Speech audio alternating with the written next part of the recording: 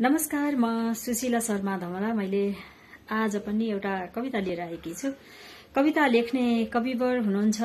गोपी सरोवर सिगास 3 बैतडीबाट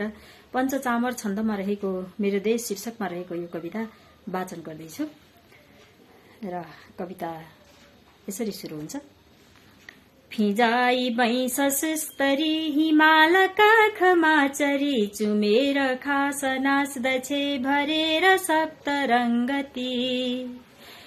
पहाड काख फुल्दछे गुराँस फूल सुन्दरी मधेस फाँट फाँटमा झुलेर धान मञ्जरी मधेस फाँट फाँटमा झुलेर धान मञ्जरी खुसी छ दुःख बिर्सियो छ मस्त गुनगुनाउँदै हिमाल आज झुल्कियो मुसुक्क मुस्कुराउँदै बिहान उच्च शैलमा झुलुक्क घाम झुल्कियो हिमाल देख्छु रक्त झैं टलक्क हेर टल्कियो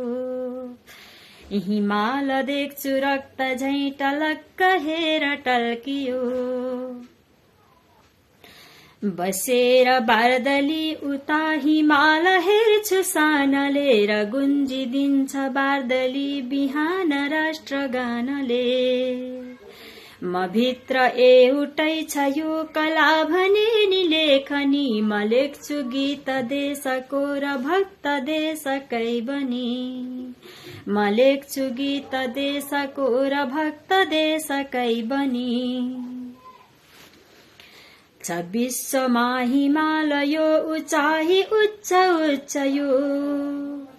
छ स्वाभिमान गर्विलु रहन्छ माथा उच्च यो हिमाल गोरखासँगै बहादुरी सदा जयो सदैव सानमा नई बचाइ राख्छु देशको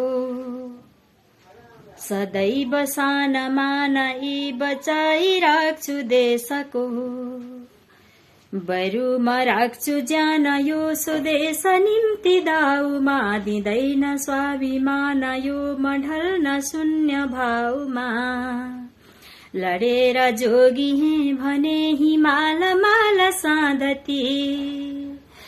लडेर जोगिए भने हिमाल माल साँधती रहन्छ देश यो भने बचाउने छु मै मरी रहन्छ देश यो भने बचाउने छु मै मरी बचाउने छु मै मरी बचाउने छु मै मरी। धन्यवाद।